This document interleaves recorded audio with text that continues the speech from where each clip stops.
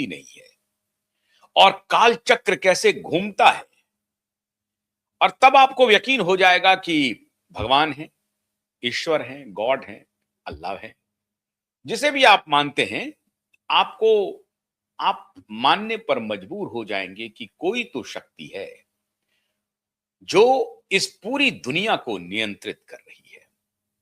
कल्पना कर सकते हैं 2 लाख लोगों को 2 लाख बॉम्ब बरसा करके रात में, छोटे छोटे नौनिहाल बच्चे भी उसमें शामिल होंगे, महिलाएं भी शामिल होंगी, पुरुष तो होंगे ही।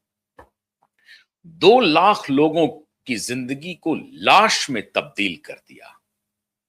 जिस ताकत ने, जिस शक्ति ने, आज वो शक्ति उन्हीं के पास, जिनके 2 लाख आबादी को लाश में तब्दील कर दिया था, जिस देश की आबादी को, उसके पास गिड़गिड़ा रहे हैं, कह रहे हैं कि सेना भेजिए, अगर आपको रक्षा करनी है तो करना ही पड़ेगा आपको। मैं बात कर रहा हूं श्रीमान डोनाल्ड ट्रंप की। चिल्ला रहे हैं, नेटो के बारे में कहा कि देखिए ये कृतज्ञ है, यूरोपियन यूनियन के बारे में कहा कि कृतज्ञ है, इनके ऊपर हमने इतने पैसे लुटा दिए, इतना बर्बाद किया, बिलियंस ऑफ डॉलर हमने बर्बाद किया, और इसका नतीजा यह हो रहा है कि ईरान के खिलाफ युद्ध में हमारे साथ नहीं आ रहा है। मैक्रों कोई जवाब नहीं दे रहे हैं और डोनाल्ड ट्रंप फ्रस्ट्रेटेड हैं, बोल रहे हैं कि यूरोपियन यूनियन कोई जवाब नहीं दे रहा है।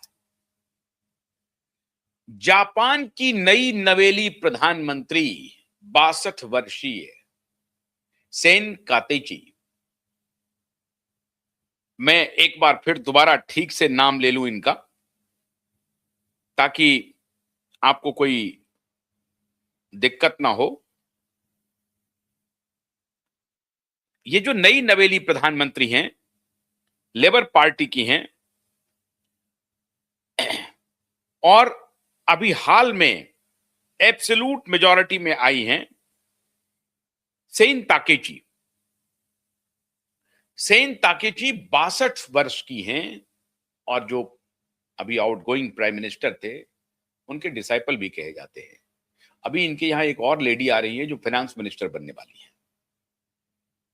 अब पूरे सदन में, लोअर हाउस में भी मेजॉरिटी में है, अपर हाउस में भी मेजॉरिटी में है, सेन ताकेची से डोनाल्ड ट्रंप कह रहे हैं कि मैडम आप अपने सैनिक को भेजिए गल्फ में, वरना हम लुटपिट जाएंगे, हमने आपकी भी रक्षा की है।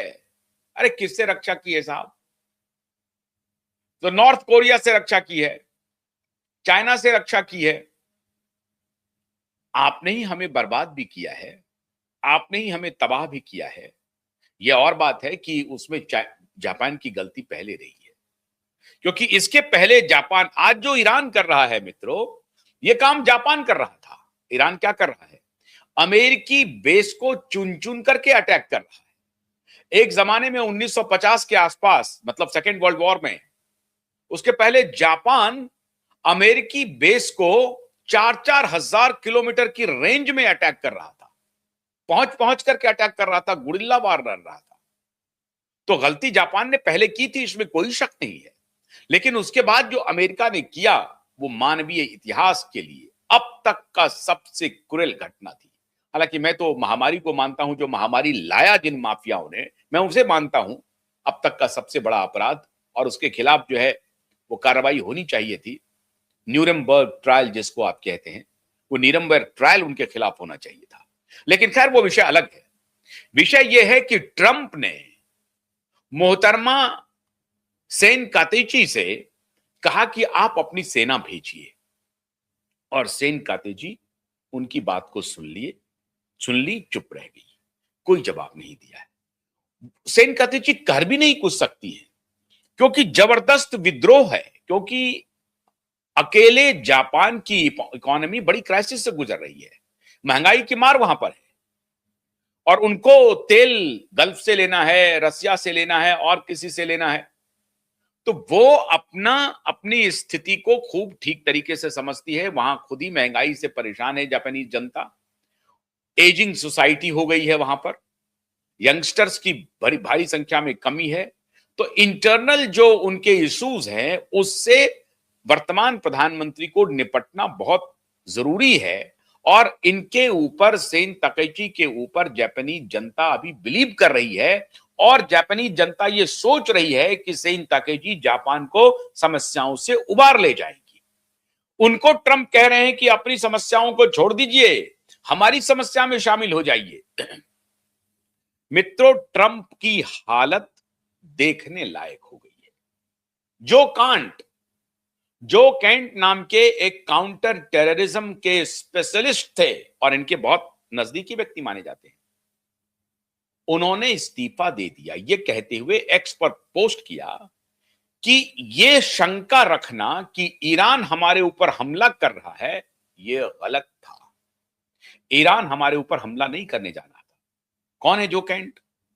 वो काउंटर टेररिज्म के स्पेशलिस्ट थे, अमेरिकी डिफेंस के बड़े अधिकारी थे और ट्रंप के सलाहकारों में से एक थे। उन्होंने सलाह दिया, ट्रंप को बताया, और बताया ही नहीं, एक्स पर उन्होंने पोस्ट कर दिया कि ईरान अमेरिका के ऊपर कोई हमला नहीं करने जा रहा था। ये प्रीएम्प्ट कर लेना, ये पहले से ही तय कर लेना कि ईरान हमला करेगा और इसका आधार बना करके हमने ईरान पर हमला कर दिया, ये गलत है।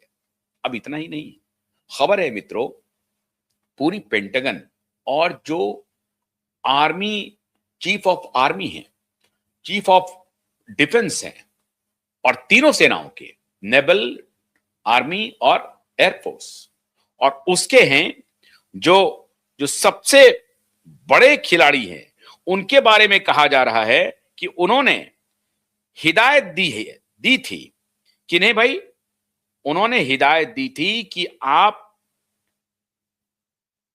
डेन केनी ने हिदायत दी थी कि आप ईरान के साथ जो युद्ध करने जा रहे हैं वो कोई वेनेजुएला नहीं है, वो कोई आपका ग्रीनलैंड नहीं है, डेनमार्क नहीं है जो गए और उठा लाए, इवन क्यूबा भी नहीं है। क्यूबा से तो आप अभी तक पार नहीं पाए हैं।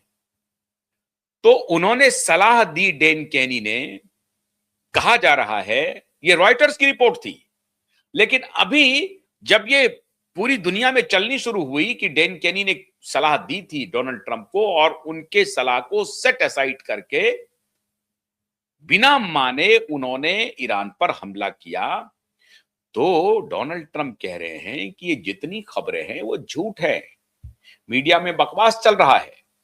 बल्कि अमेरिकी एडमिनिस्ट्रेशन, जो उनके डिफेंस सेक्रेटरी हैं, वो धमकी दे रहे हैं अमेरिकन मीडिया को कि आप फेक न्यूज चला रहे हैं, आपका लाइसेंस कैंसिल कर देंगे, मतलब आपको बंद कर देंगे। आप जो भी ईरान के समर्थन में अगर कोई खबर चलाएंगे जो जिससे ईरान को फायदा हो रहा है, तो हम आपका लाइसेंस कैंसिल कर देंगे। वहां के डिफेंस सेक्रेटरी धमकी दे रहे हैं। लेकिन रॉयटर्स ने जो रिपोर्ट साइट किया था कि डेन केनी ने in advance, well in advance जिसको कहते हैं, उन्होंने अमेरिकी राष्ट्रपति डोनाल्ड ट्रंप को सलाह दी थी कि ईरान के साथ वॉर में जाने में तो कोई आपत्ति नहीं है, हम जीतेंगे, लेकिन ये वॉर आसान नहीं होगा। ये भी नहीं कहा कि अगर आप रिजीम परिवर्तन करना चाहते हैं तो सिर्फ एयर स्ट्राइक से, मिसाइल टू मिसाइल स्ट्राइक से बात नहीं बनेगी।